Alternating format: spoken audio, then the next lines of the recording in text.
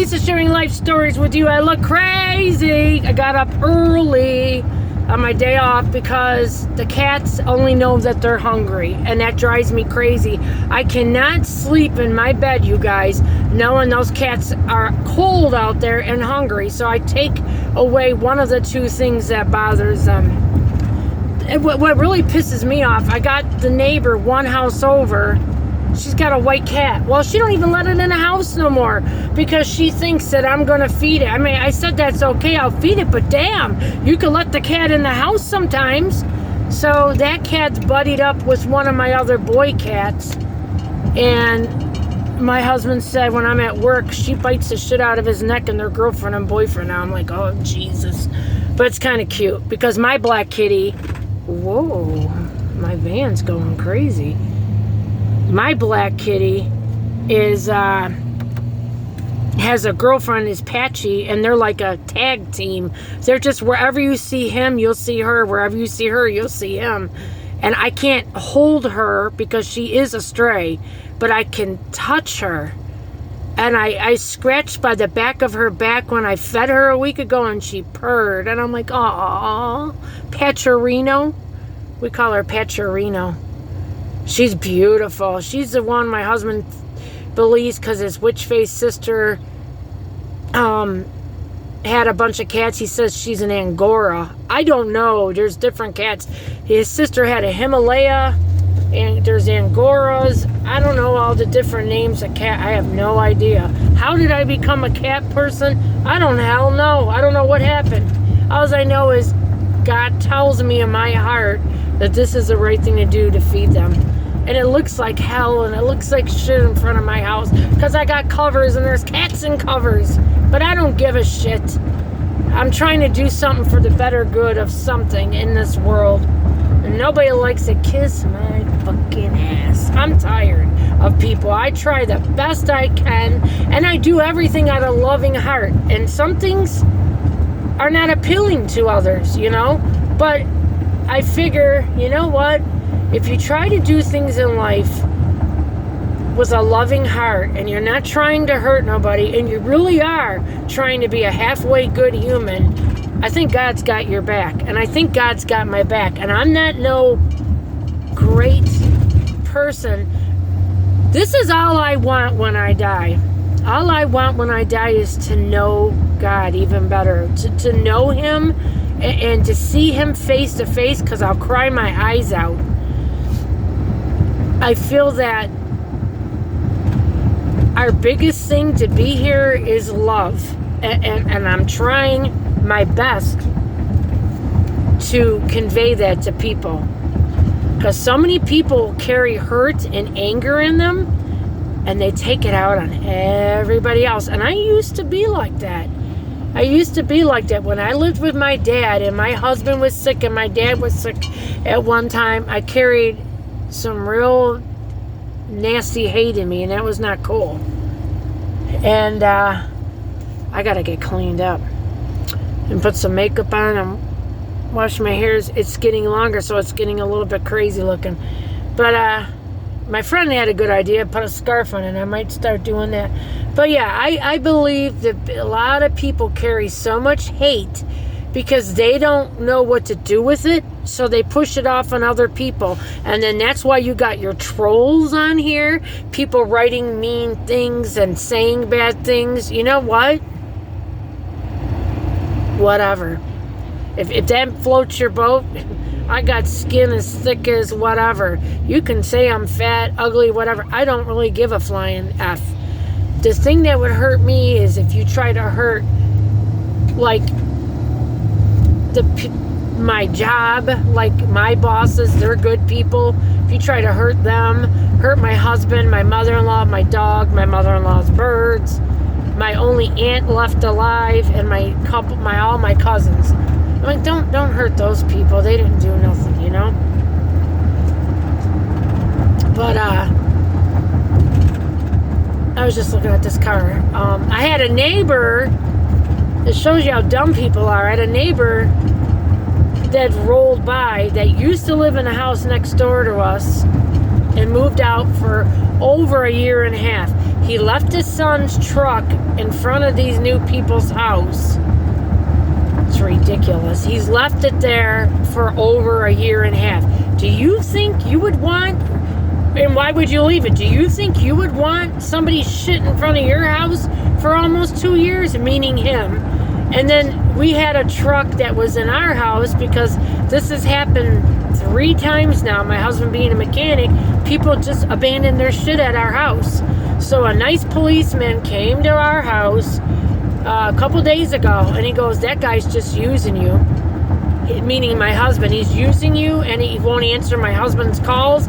The last time he called my husband was about a month ago and said, oh, I'm going to sell that truck, put the motor, you were going to put it in the back end, and all the tires are flat in our backyard. My husband had to do a lot of work to get it up and rolling, to even get it in the driveway where a tow truck could come. He busted his ass. He's got a bad back. He's got a bad neck. He put it on car dolly wheels. Like, okay, he put each, I don't know how he did that, put each tire on a car dolly wheel. I don't know. He does all this shit by himself, where he needs, when anybody else would need 2 and 3, 4 people's help. So this car that's over here for sale used to be on 14 Mile. That's weird. If it's the same car, and I think it is. All right, 14 and Ryan, and I'm on 9 and Ryan. I hope I don't pass Ryan up. I think this is Ryan coming up. So anyways, he's rolling by today out of the blue, my old neighbor. Oh, do you know where my son's truck went? I go, no, I work all the time. I'm not going to sit here and go ask the truck.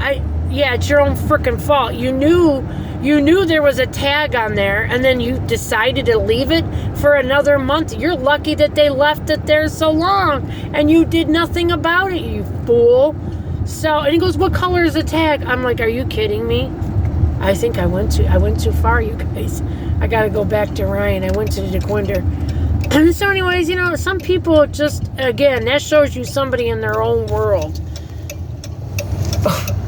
Why would we want to keep your son's truck here and piss off the neighbors, the new neighbors, the ones that I got in a fight with? That I didn't fight with nobody. That woman, that black lady, yelled at me like she was out of her gourd. You don't treat people like that. You treat people with some dignity and respect. Because I've never did not. She was mad. This again, if anybody's new here, she was mad because I parked in her driveway. Nobody lived there for over a year. So I was told by the owners, who they rent that house out. And I think she's got a Section 8 housing or some shit. And I don't care. It's none of my business. I don't give a rat's ass. But I was told by the owners, park there. It's fine till somebody moves in there so nobody breaks in. And then I'm supposed to read minds. She goes, you all know we all came here a week ago and looked at this. That's when I was working overtime. I go, what are you talking about? I'm never home. I never seen you come here. This is my first time meeting you. Or what is wrong with you? I've never seen you before in my life. So how am I supposed to know you moved in and got keys or whatever? I mean, they were dropping off stuff. How am I supposed to know that? So, yeah, just so ignorant. So ignorant. So, because my family's seen it. So no one told me about it. So how was I supposed to know when I worked in 40 million hours of overtime before? I got to get into some more overtime. But anyways, this is just a quick hi.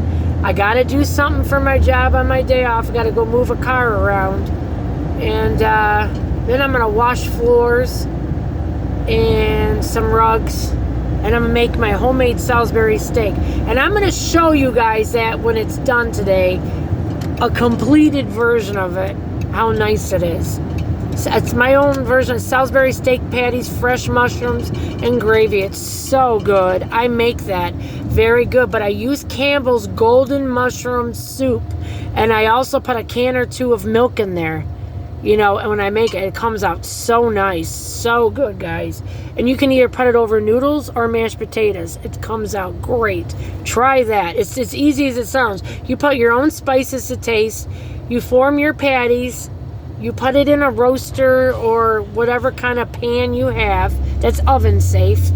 You put it on 385, 400, and you cook it. And I don't cook the meat before on the stove or anything like that. I make the raw patties, put them in the roaster, put 4 or 5 cans of that soup, 1 to 2 cans of milk with it, cut up all the fresh mushrooms in there.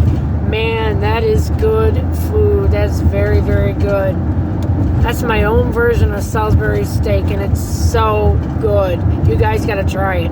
Lisa sharing life stories with you. Like and subscribe. Remember, we're all in this shit together. Life is hard. Be good to people. God will be good to you. We'll still have struggles. You'll still have death. You'll still have things, because what people don't get, we're on something called school. Earth is school. And I truly believe in that. Earth is school. It's hard. It's negative. We're here to learn.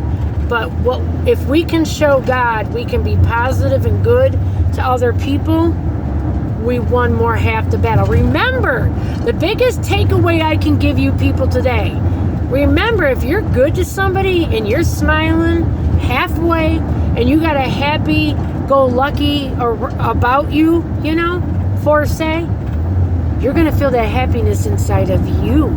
So remember, when you give the gift, you get the gift. You get the gift of happiness God gives you. So when you give a gift away of goodness and happiness to people, you get the gift of happiness God gives you back. And that is so true. Do an experiment. If you don't believe me, do an experiment. Be really shitty to people. See how shitty you feel inside. Be really nice to people. Even if you're not feeling it, you'll feel it. I'm telling you, it'll rub off on you. It'll rub off on you. It'll rub off on you. Trust me. Love you all. God bless you all. And subscribe to my channel. I can't love on you and talk to you if you don't subscribe. God bless you all. Have a beautiful day. I love it when it's cloudy out.